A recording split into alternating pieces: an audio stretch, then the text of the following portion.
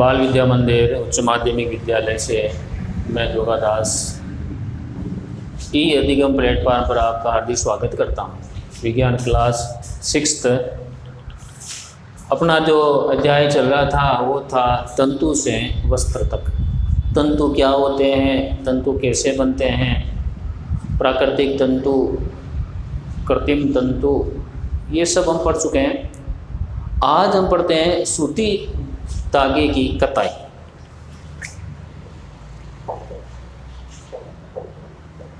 सूती धागे, धागे का मतलब धागे की कताई। सूती धागा बनाना। सूती धागा किस प्रकार बनाया जाता है, सूती धागा किस प्रकार बनाते हैं। रेशों से धागा बनाने की क्रिया को कताई करना कहते हैं। रेशों से धागा बनाने की प्रक्रिया को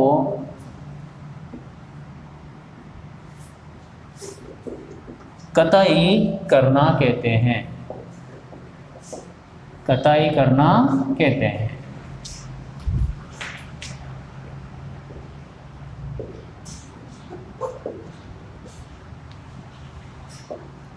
यानी सूती धागे को काटना। कताई के लिए हस्त तकुआ का उपयोग किया जाता है। हाथ का एक तकुआ होता है जिसे तकली कहते हैं। कताई के लिए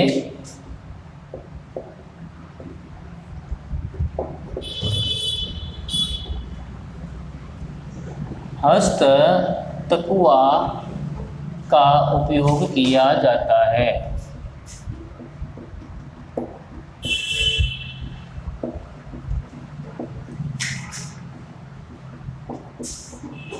जिसे तकली कहते हैं, जिसे तकली कहते हैं। तकली में जो रेशे या पुंज होते हैं उससे धागा बनता है, धागा बनता है। तकली से धागा बनाया जाता है। तो चरखे पर भी सूती धागे की कताई होती है।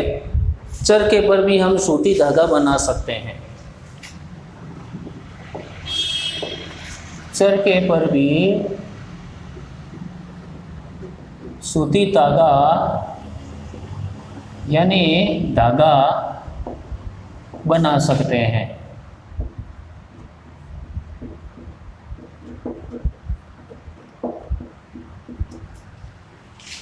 चरखे भी हाथों से चलते हैं, हस्त प्रचलित है। कताई में रुई के पुंज से। अब कताई किस तरह की जाती है वो बताता हूँ। कताई में रुई के पुंज से, रुई के पुंज को खींचकर, रुई के पुंज को खींचकर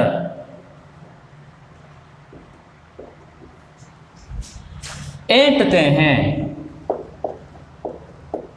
ऐंठते हैं। रुई के पुंज को हमने खींचा, खींचकर उसको ऐंठते हैं। ऐंठने का मतलब होता है आंटे लगाना। आम बोलचाल की भाषा में हम कहते हैं भाई आंटे लगाना, उसको हम हिंदी में ऐंठते हैं कहते हैं। तो कताई में रुई के पुंज को रुई के पुंज को जब हम खींचते हैं तो लंबा हो जाता है। लंबा हो जाने के बाद में हम उसको ऐंठते हैं यानी आंटे लगाते हैं। ऐसा करने से रेशे पास पास आ जाते हैं। ऐसा करने से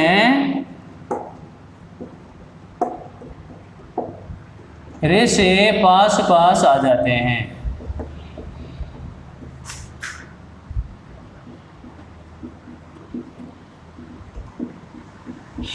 ऐसा करने से रेशे एकदम पास पास आ जाते हैं और धागा बन जाता है।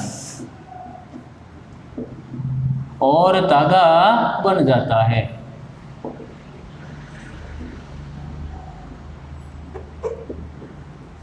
इस तरह धागा बनाया जाता है। बड़े स्तर पर कताई मशीनों से होती है। ज़्यादा मात्रा में प्रतिदिन धागे जहाँ बनते हैं वहाँ पर मशीनों से कार्य होता है। बड़े स्तर पर या बड़ी मात्रा में, बड़े स्तर पर कताई का कार्य कताई मशीन के द्वारा किया जाता है। कताई मशीनों के द्वारा किया जाता है।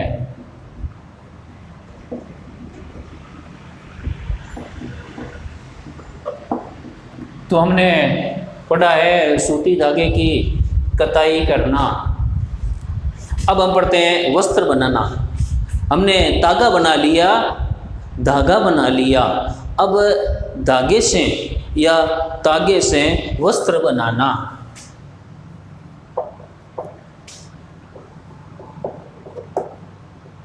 तागे यानी धागे से वस्त्र बनाना।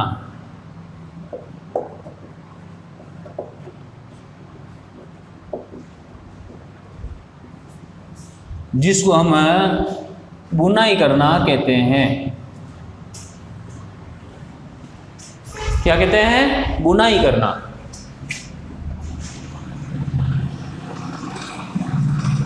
बुनाई करना। अब हम वस्त्र बनाएंगे। दो धागे काम में लेते हैं। दो धागों को काम में लेकर वस्त्र बनाया जाता है। कई बार एकल धागे से भी वस्त्र बनता है। तो किस तरह वस्त्र बनाया जाता है? धागों के दो सेटों को, धागों के दो सेटों को आपस में मिलाकर, आपस में व्यवस्थित करके, आपस में व्यवस्थित करके, आपस में उस दो सेट, दो धागे लिए, दो धागों के सेटों को आपस में व्यवस्थित करके वस्त्र बनाने की क्रिया, वस्त्र बनाने की क्रिया को बुनाई करना कहते हैं। बुनाई करना कहते हैं।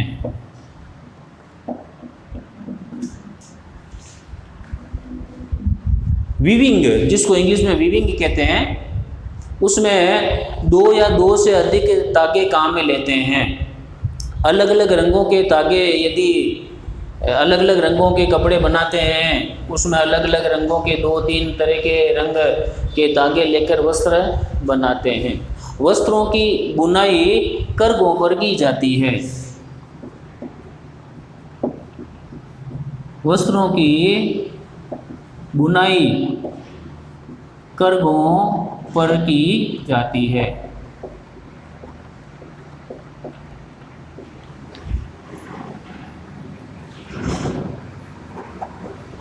कर के दो प्रकार के होते हैं, हस्त प्रचालित और विद्युत प्रचालित। कर के हस्त प्रचालित और विद्युत प्रचालित होते हैं।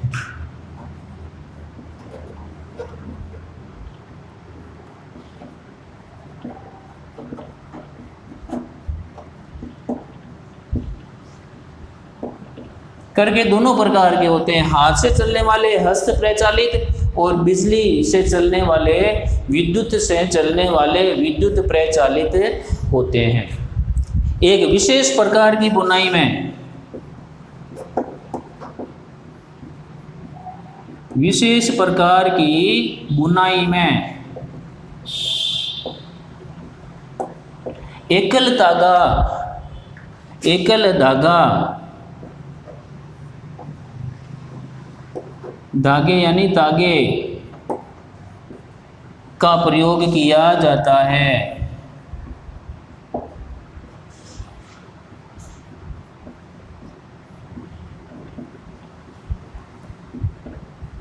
विशेष प्रकार की बुनाई का मतलब होता है कि उसमें एक ही तागे से कपड़ा बुनता है। ठीक है, प्रयोग किया जाता है मोजे और स्वेटर में।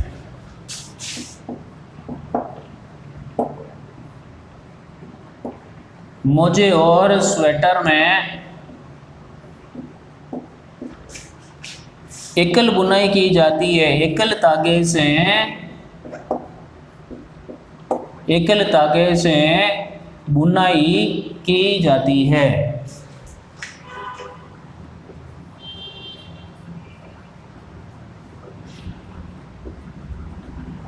आपने देखा होगा कई बार इसमें से बीच में से तागा टूट जाता है, जब हम उस तागे को खींचते हैं तो पूरा मोजा या स्वेटर उधड़ जाता है, पूरा स्वेटर उधड़ जाता है। इसका मतलब एकल तागे का प्रयोग हुआ। बात समझ में आ गई? कई बार मोजे और स्वेटर में से एक तागा टूट जाता है, बीच में से वो तागा टूट जाता है, एक ही तागा होता है, जब हम उसको खींचते हैं तो मोजे और स्वेटर पूरे उधड़ जाते हैं। इस प्रकार की बुनाई को निटिंग कहते हैं।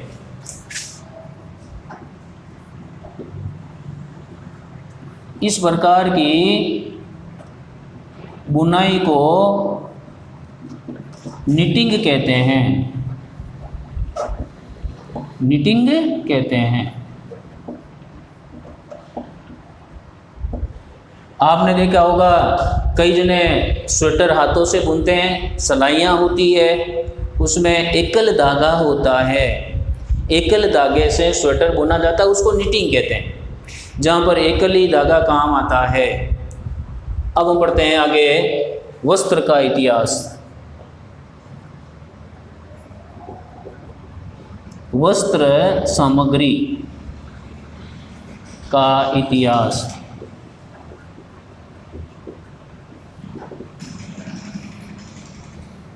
वस्त्र सामग्री, कपड़े की सामग्री का इतिहास पुराने समय से लेकर आज तक कपड़े के बारे में क्या क्या आविष्कार हुए, किस तरह के कपड़े बने, उनका इतिहास हम पुस्तकों में पढ़ चुके हैं। और कि मानव जो है वो पहले अपने शरीर को पेड़ के पत्तों से, जानवरों की खाल से ढकते थे। धीरे धीरे वस्त्र का आविष्कार हुआ। उस समय जो वस्त्र शुरू में जब वस्त्र आया तो उस वस्त्र को केवल शरीर पर ढक लेते थे, उनकी सिलाई नहीं होती थी। पहले के जो वस्त्र है उनकी सिलाई नहीं होती थी। आज हम वस्त्रों को सिलवाते हैं, लेकिन आज भी कुछ वस्त्र या कपड़े ऐसे हैं जिनको हम सीधा ही पहनते हैं। जैसे मनुष्य के द्वारा पहने जाने वाली पगड़ी, साफा, उसको नहीं सिलाते हैं, सीधा खरीद कर पहनते हैं। शर्ट है, शर्ट को सिलवाते हैं, पैंट को सिलवाते हैं। आजकल सिलाए वस्त्र भी मिलते हैं, सिलवाना नहीं पड़ता। तो वस्त्र सामग्री का इतिहास बहुत ही पुराना है। आज भी आगे आने वाले समय में वस्त्र अनेक प्रकार के आएंगे, अनेक डिजाइन के आएंगे, अनेक फैशन के वस्त्र आएंगे। महिलाएं साड़ियाँ पहनती है, साड़ी को सिलाना नहीं पड़ता, सीधे ही पहनते हैं। तो कुछ कपड़े सीधे ही पहने जाते हैं, कुछ कपड़ों को सिलाना पड़ता है, और कुछ वस्त्र सिलाई बाजार में मिलते हैं, अपने शरीर के अनुसार उनको फिटिंग करनी पड़ती है। तो वस्त्र सामग्री का जो इतिहास है उसमें काफ़ी कुछ खोज हो रही है। अभी भी आगे वस्त्रों के बारे में, धागों के बारे में, डिज़ाइन के बारे में आजकल हर तरह की डिज़ाइन उपलब्ध है, और डिज़ाइन भी नई नई तरह की बन रही है। तो बच्चों, ये पूरी जानकारी आपको अपनी नोटबुक में लिखनी है। धन्यवाद।